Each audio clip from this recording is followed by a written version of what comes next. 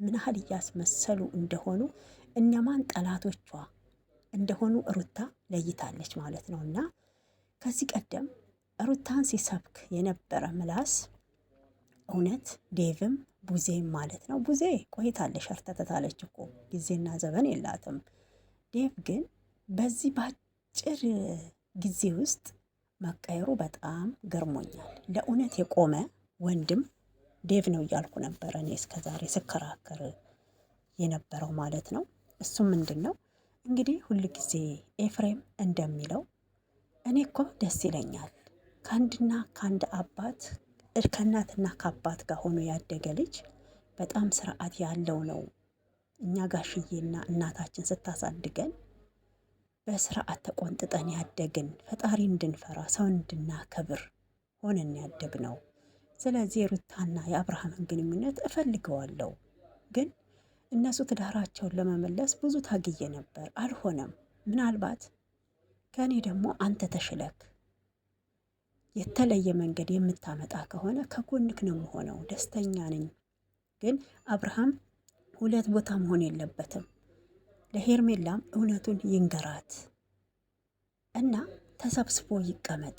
ያችም ሴት ናት፣ እንድትጎዳ አንፈልግም ነበር ያለው ዴቭ ከዚህ ቀደም ማለት ነው። ግን አንድና አንድ እንድትጎዳ አንፈልግም ያለበት ምክንያት አብርሃም ነው ውሳኔውን የሚወስነው። አንተም ብትሆን ሄርሜላ ከህይወቱ እንድትወጣ ማስጠንቀቅ አለብህ። ወንድምክ ነው። ወንድምክን ደግሞ በደንብ በቀጥተኛ መንገድ እንዲሄድ አሁን እኮ ትዳሩ ላይ እያመነዘረ ነው። እናንተ እንዴት እንደሆነ እንደተረዳችሁት አይገባኝም። የምን ትዳር ነው? ተፋተው የለም ወይ?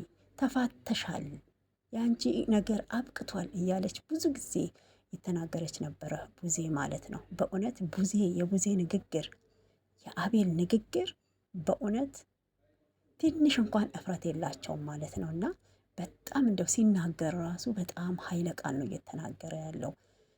አብርሃም ሩታ ለአብርሃም አትገባውም። አብርሃም በጣም የዋህ ልብ ያለው ሰው ነው።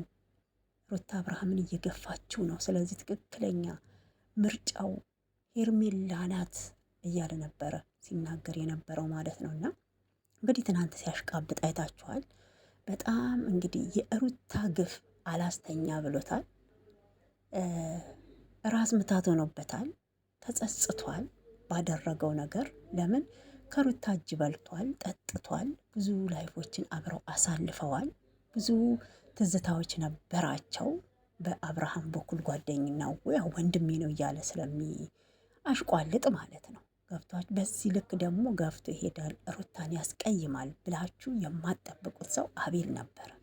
አሁን ላይ ግን በጣም በቃ ሩታ ምንም አይነት የሴትነት ክብር እንደሌላት በእውነት እህት ያለው እንኳን አይመስልም። እንደዚህ አላቅጦ ሲናገር እንግዲህ ትናንትና ተመልከቱት። ማርቲን ሜኪ ምን ሆነክ ነው? ንገረን። አንተም ወደ ሩታ ተገልብጠክ እኛ ብቻችንን ልንቀር ነው ወይ? እዛ ጋር ሄርሜላም ጉዳይ አለ፣ የአብርሃም ጉዳይ ያስጨንቀናል። ከአንድ ቀን እኮ ተናግረክ አታውቅም። አብርሃም ወደ ሩታ ወደ ሄርሜላ እንዲመጣ ምን እየሆንክ ነው? አንድ አለከን የምንለው ሄርሜላ ስታኮርፍ፣ ሄርሜላ ደግሞ ስታለቅስ ደስታዋን የምትመልስላት እኮ አንተ ነክ እያሉ እንግዲህ ጫና እየፈጠሩበት ነው አቤል ላይ ማለት ነው። አቤል ግራ ገብቶታል። አብርሃም አልመለስም ብሏል። ሚስቴ ሩታ ናት። አንተም ሆንክ ማርቲም፣ ሚኬም፣ ሄርሜላም በእኔም በልጄም በሩታም ህይወት ዳግመኛ እንዳትገቡ አልፈልጋችሁም ብሎታል። አሁን ጨንቆታል። አቤል ምን እንደሚያደርግ ግራ ገባው። ለምን ይህን ትዳር መልሶ እንዳይገነባው ሄርሜላ እዛ ጋር ጠቀም ያለ ገንዘብ ትሰጠዋለች፣ የእሷን ህይወት ለማስተካከል ማለት ነው። ከአብርሃም ጎን እንዳይሆን አብርሃም ደግሞ የራሱ ምርጫ ተናገረ። አጣብቂ መንገድ ውስጥ ገባ አቤል ማለት ነው። በቃ ግራ ገብቶታል። ወደ ሩት አብርሃም ይመለስ ብሎ እንዳይወስን ሄርሜላ ትጎዳለች። በቃ ሩታ እንደተጎዳች ወደ ሄርሜላ ይመለስ ብሎም ደግሞ ጫና አርጎ አብርሃም ላይ የሆነ ነገር እንዳያደርግ። ሩታ አብርሃምን የምታወሰው አይደለችም። አብርሃም ደግሞ አሁን ላይ ውሳኔውን በቃ ጠበቅ አርጎ ተንግዲህ ማንም በህይወቴ መወሰን አይችልም እኔ ነኝ ብሎ ቆርጦ ተነስቷል። ግራ ገባው። በዚህ ጋር ማርት እያስጨነቀችው ነው። ለምን ዝም ትላለህ? የሄርሜላን ጉዳይ እያየክ አይደለም እያሉት ነው እነሱ። ምንድን ነው አብርሃም ወደ ራሱ በተመለሰ ከሄርሜላ ጋር ደስተኛ ሆኖ እንዲኖር ነው እንጂ የሩታ ህመም የልዑል ህመም ምንም ለእነሱ ደንታ አይሰጠው። ለምን የእህታቸውን ደስታ ነው እዛ ጋር እየጠበቁ ያሉት ማለት ነው። እና እሺ አቤል ባዳ ነው እንበል፣ ምናልባት እዛ ጋር ጥቅማ ጥቅም ስለሚያገኝ ያ ጥቅማ ጥቅም ይቀርበታል። ለምን ኢትዮጵያ ውስጥ እንግዲህ ያለ ነው ኑሮ ተወዷል። በዚህ ጥቅማ ጥቅም ደግሞ ራሱን ታልቀየረ አደጋ ነው አደል? እና እሱ ባዳ ነዋል። የቡዜ ማሽቃበጥ እንዴት እንደሚያረጋት ማለት ነው። እና አዎ 100K ገብታለች። በነገራችን ቻናላቸውን እንዴት እያሳደጉ እንደሆነ በደንብ ተመልከቱ። እንዴት እያሳደጉ እንደሆነ ማለት ነው። እግዚአብሔርን በቅርብ ነው እንግዲህ ቻናል የከፈተችው። ቶሎ አትመጣም ነበረ። በራሷ አይዲያ መታ አታውቅም። ሁሌም በሩታ መጥፎ ቃል በመናገር ሩታን በማንቋሸሽ ሩታን በመጣል ነው እየመጣች ያለችው፣ አይታችኋ ከሆነ ማለት ነው። እና ከዚህ ቀደም እንግዲህ ሩታ ጋር ቁጭ ብላ አይዞሽ፣ አንቺ እኮ ጀግና ነሽ፣ ወንድሜ በጣም ተሳስቷል፣ ይሄ ነገር ይስተካከላል፣ አንቺ ብቻ ተስፋ እንዳትቆርጪ እያለች ለካሜራ ፊት ስትሰብክ ነበረ።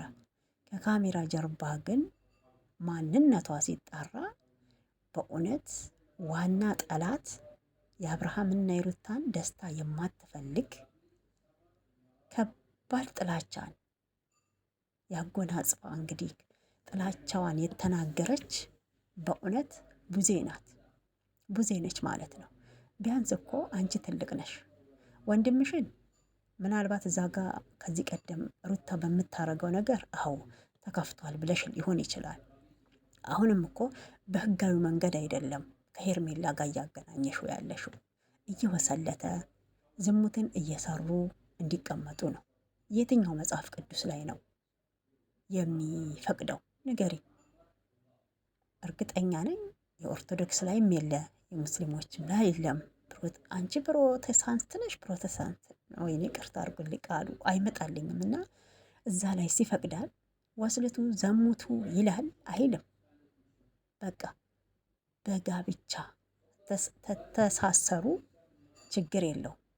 አንቺ እኮ እዛ ጋር ህፃኑ ልጅ ሄርሜላ ለማዳን ብለሽ የሶስት ሰው ህይወት እያጠፋሽ እንደሆነ ማወቅ አለብሽ። ወንድምሽ አለ፣ ሩታ አለች፣ ልዑል አለ። ሌላው ነገር አያሳዝንሽ?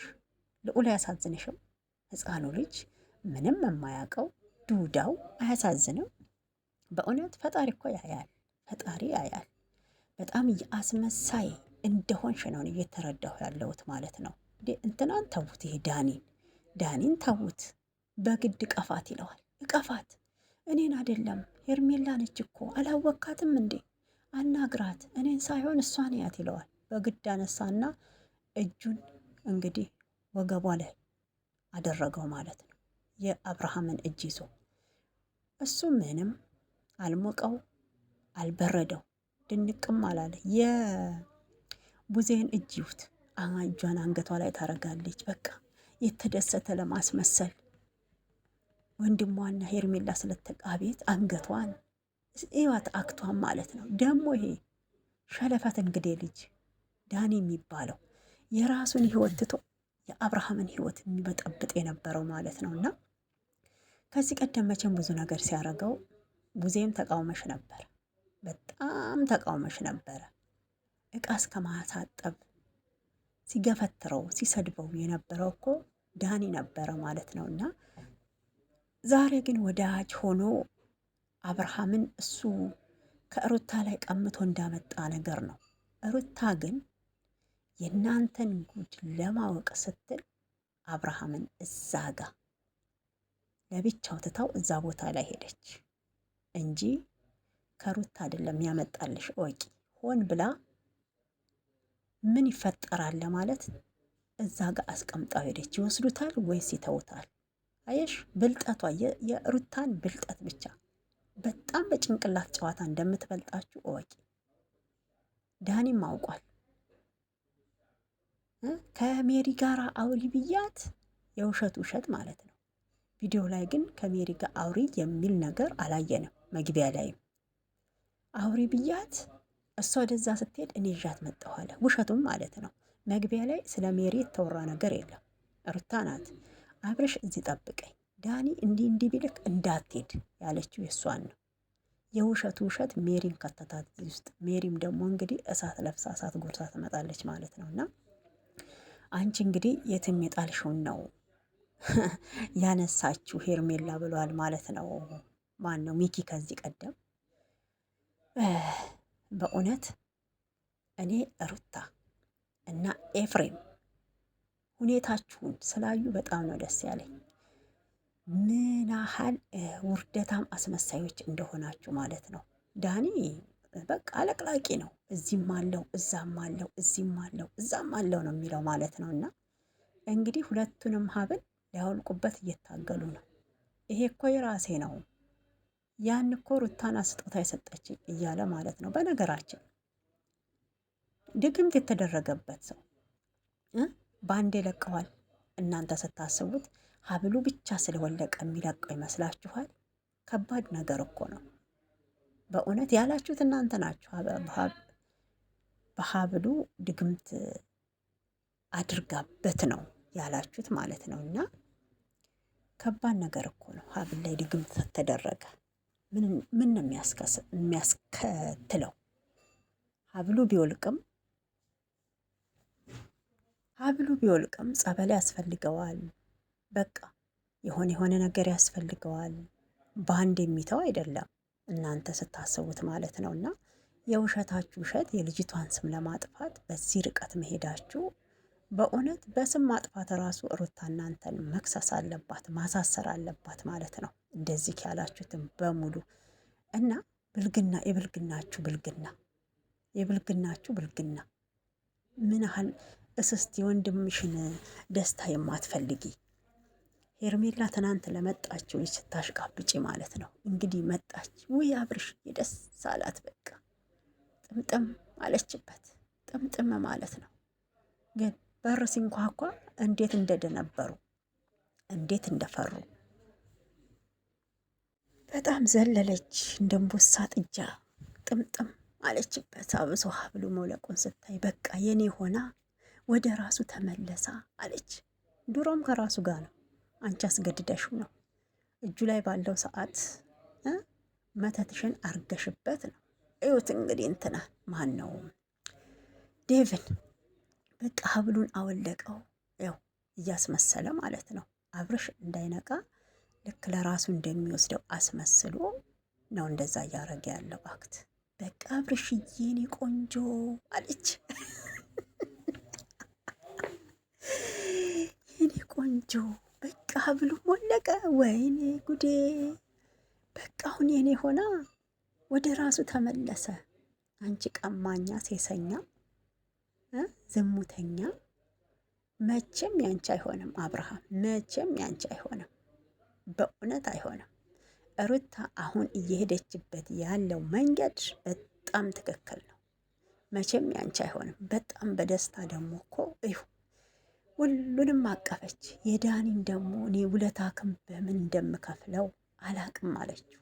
በቃ አብርሃምን ወደ ራሱ እንዲመለስ እንደዚህ አርጋ አታለቅ ስላመጣከው ውለታክን ፈጣሪ ክፈለው ምን እንደምከፍል ካለችው ማለት ነው። እና ቡዜም በጣም በጣም በጣም አሉ በቃ እነሱም ማለት ነው። በጣም አዎ ተደሰቱ።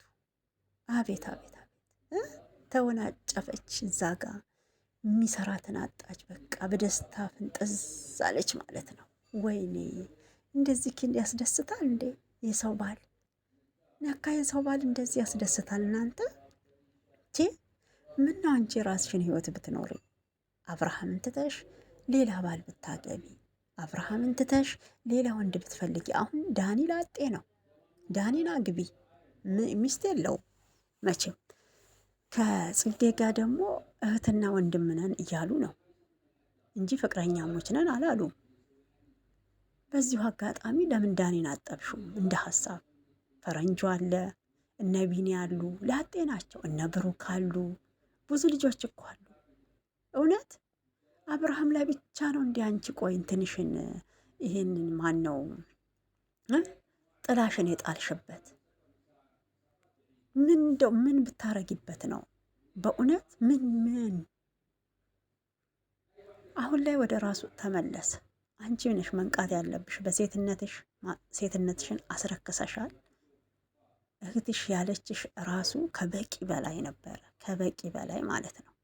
በእውነት የሰው ባሌ ነው እያልሽ ራስሽን ስተሽ እስከ መታመም ምን መጣ? በእናታችን በጠባሽ ጡት መተሽ እናቴ እግር ስር ይቅርታ ጠይቀሽ ትድኛለሽ።